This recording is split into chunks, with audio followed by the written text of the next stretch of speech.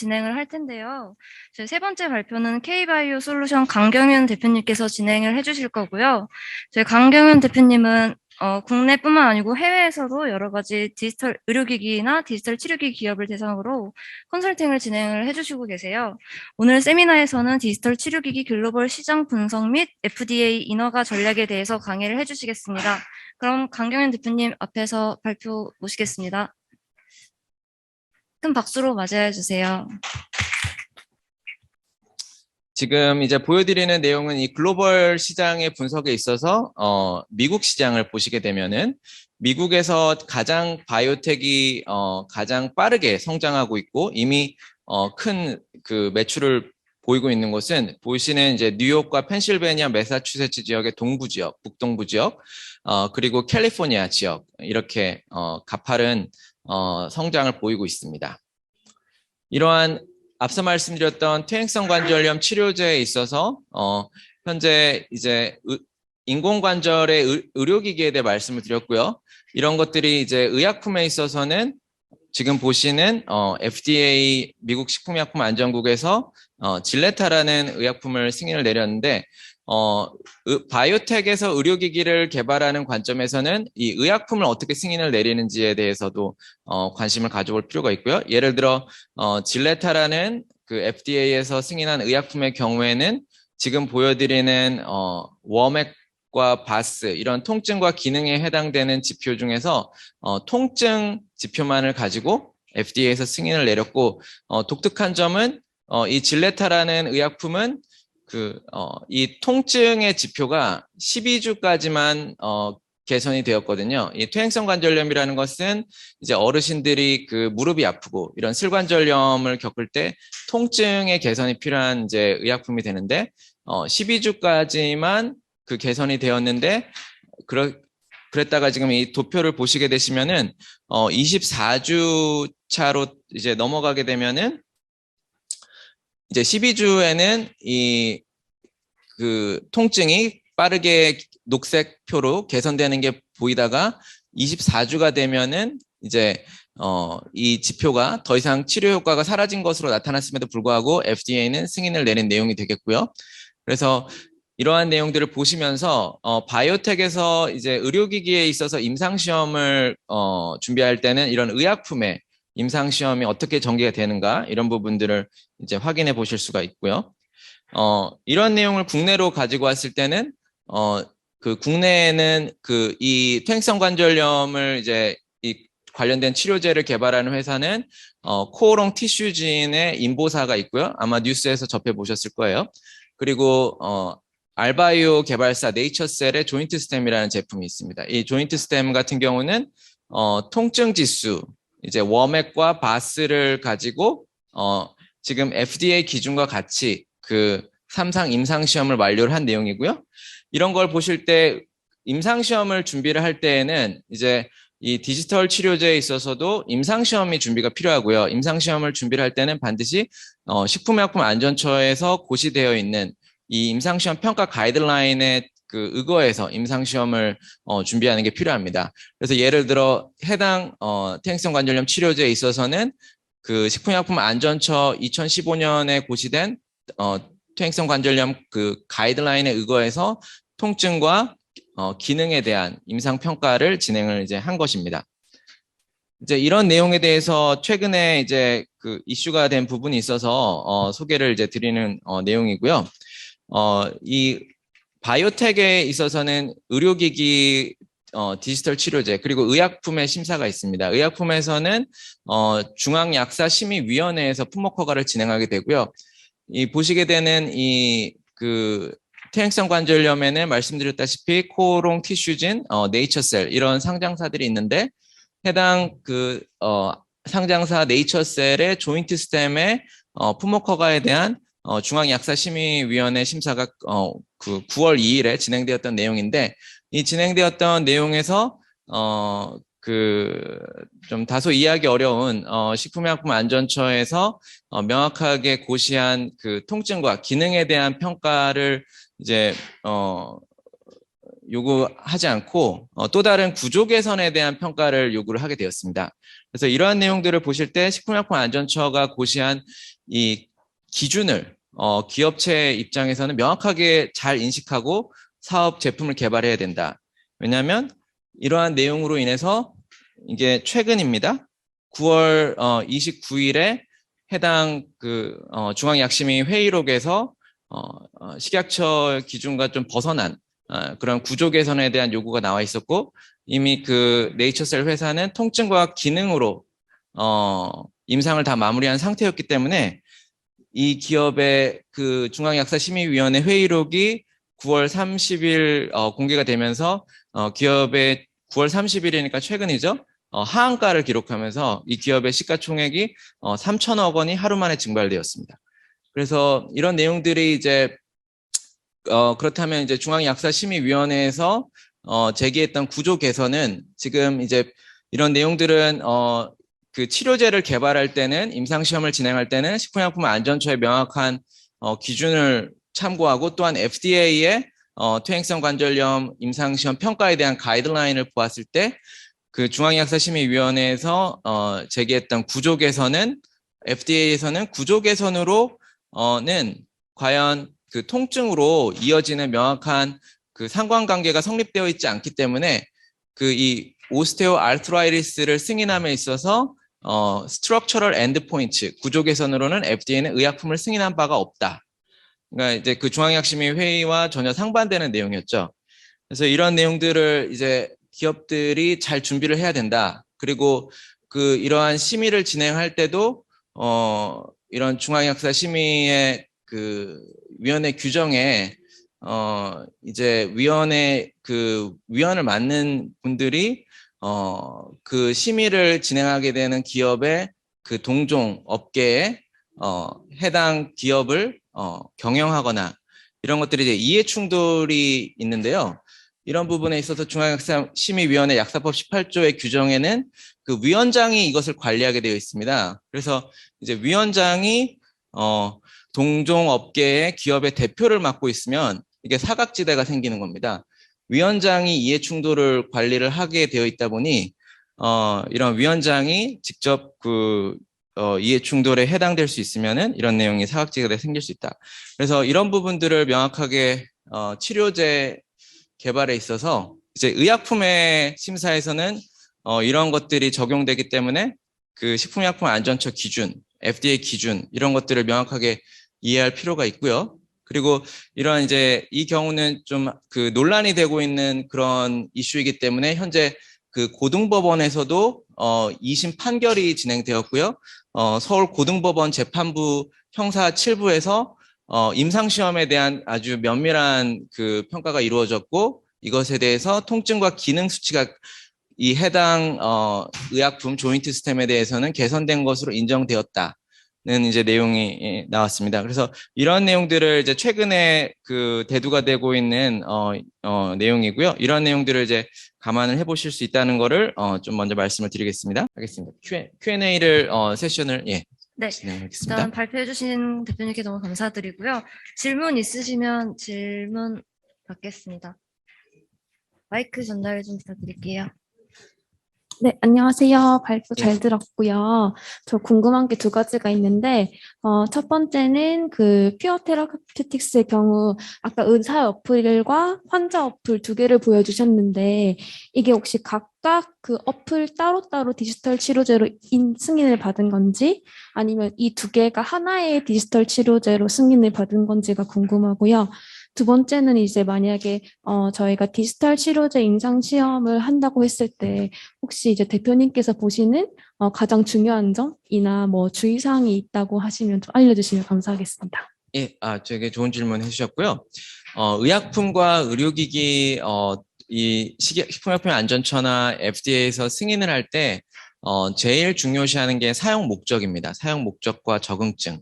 그러니까 앞서 제가 그 이제 퇴행성 관절염 치료제 예시를 들어드렸던 거는 식품약품안전처나 개발사나 사용 목적에 대한 임상 평가를 제일 중요하게 진행했는데 중앙약사심의위원회에서 그 기술적 원리에 대한 것으로 그 임상 평가 기준을 요구하면서 이제 되게 혼선이 생긴 거거든요. 그래서 지금 이제 질문해 주신 내용에서도 이 디지털 치료제에 있어서 환자 앱, 이제 앱과 그리고 그 의사 앱이 있는데, 결국은 이제 사용 목적이 됩니다. 그래서 지금 이제 아까 피어 테라피틱스가 이제 아편 중독에 대한 관리죠. 아편 중독에 대한 이제 그 환자의 데이터를 관리하고 그 전문의에게 유용한 정보를 전달하는 소프트웨어 의료기기 이게 사용 목적입니다. 그래서 그 때문에 하나의 의료기기가 되는 거고요. 그리고 그래서 환자의 앱과 그 이 의사의 앱이 있다는 거는 이제 기술적으로 그게 이제 모듈을 그렇게 나눌 수 있다는 것인데 그것은 이제 인허가 심사 차원에서는 그 의약품이나 의료기기도 다 사용 목적으로 기준을 잡기 때문에 하나로 진행되는 거를 보실 수 있으시고요. 그리고 그 또 질문해 주셨던 이제 내용에서 임상시험은 식품의약품안전처와 이제 그 허가를 진행하실 때는 식품의약품안전처의 사전 인허가 상담 절차가 있기 때문에 국내에서 진행하고자 하는 그 임상시험 실시 기관의 프로토콜로 식품의약품안전처와 임상을 확인을 해서 이제 진행을 할 필요가 있고요. FDA 경우에는 FDA 프리서미션이라는 이제 절차가 또 있습니다.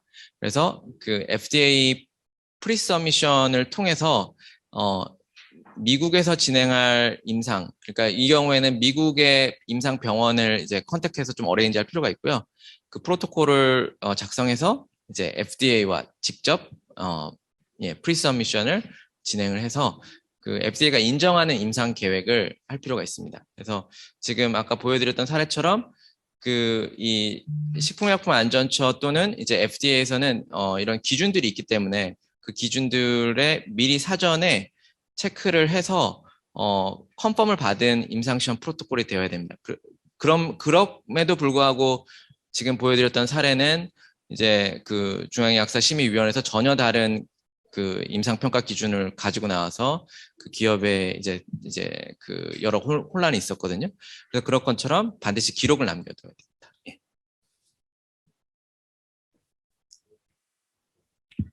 혹시 다음 질문 있으신가요? 아, 네.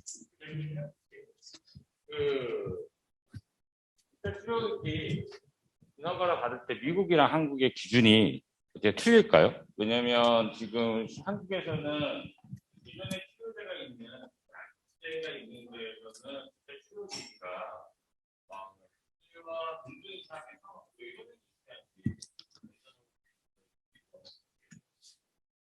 지금 디지털 치료제가 승인 이제 되어지는 허가 그 케이스들을 보시면 우선은 이제 식품의약품안전처에서는 이제 의료기기에 대해서 품목허가 분류 체계가 있잖아요. 그 품목허가 분류 체계에 대해서 소프트웨어 이런 영상 진단 그 품목들을 추가하는 품목 분류에 대한 개정 작업이 있었고요. 그 이후로 이제 대한민국의 소프트웨어 디지털 치료 그 개발 기업이 워낙에 많다 보니까 그러한 이제 인허가 심사들이 활발하게 진행이 되고 있는데요.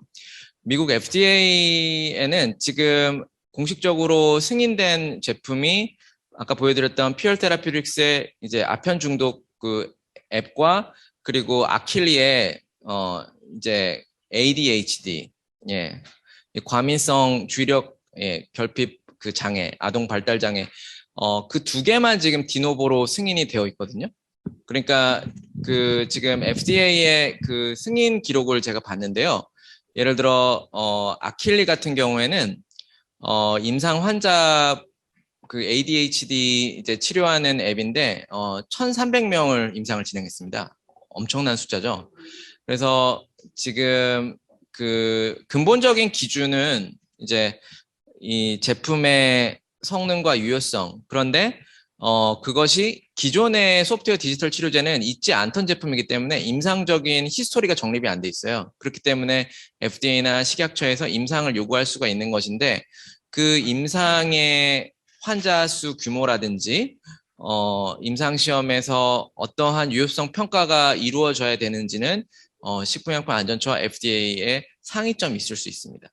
그 면에서는 이제 일단 FDA에서는 지금 아킬리아 피어 테라피틱스만 승인이 나오고 있어서 디지털 치료제 기업 입장에서는 FDA가 도전하기 다소 어려운 점인 것은 분명한 사실입니다. 그래서 FDA와 프리서미션을 통해서 임상 계획을 반드시 조율을 해야 됩니다.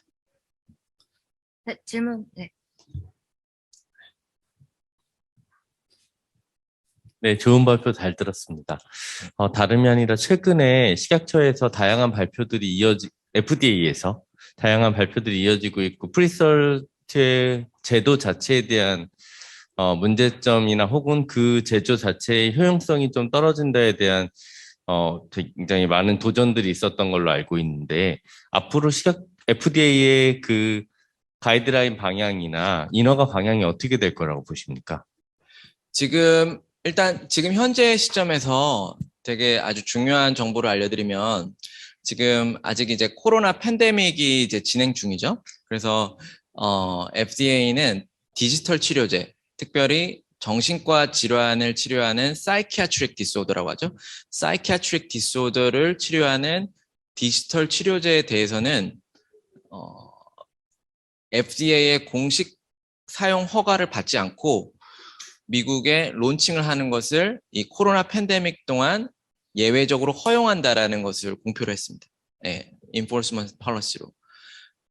이머전시 차원에서. 왜냐하면 이제 정신과 질환을 앓고 있는 이제 그 어려운 분들을 생각하시면은 이제 코로나 팬데믹 상황에서는 이런 이제 사회적인 고립 이런 것들이 정신과 질환에 영향을 미치잖아요. 그리고 또 팬데믹으로 인해서 심리 상담을 받는 것도 제한이 있을 수 있고, 그렇기 때문에 이제 열악한 그런 상황들을 감안을 해서 FDA가 아주 예외적으로 디지털 치료제의 정신과 질환을 사용 목적으로 하는 경우에는 미국의 판매를 자사해서 그 의료기기를 밸리데이션을 제대로 했다라는 리포트를 FDA에 제공을 해서 거기에 대해서 문제만 없으면 지금 판매가 론칭이 가능하세요. 그래서 제가 디지털 치료제 기업들에게 아주 강조하는 부분은 지금은 골든 어퍼튜니티. 왜냐하면 아킬리와 피어 세라피틱스는 투자를 몇 천억씩 받은 회사들입니다. 몇 천억씩 받아가지고 지금 뭐 한 개, 두 개 승인 받은 거예요. 예. 그 1,300명씩 임상을 해가지고 여러 번의 임상 시험을 한 거고요. 그렇게 임상 많이 하려면은 적어도 한 3년에서 5년은 가거든요.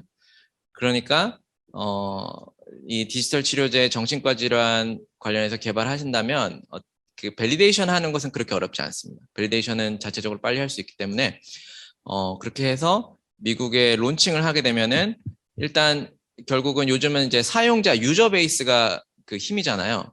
그래서 유저가 많아지게 되면은 그게 임상입니다. 네, 사후 임상이 되는 거죠. 그렇게 되면은 임상 시험을 적은 규모로 하고도 사후 임상 데이터가 많기 때문에 나중에 이 팬데믹 이후에 FDA가 지금 현재 enforcement policy를 문을 닫게 됐을 때 공식적인 허가를 진행을 해야겠죠.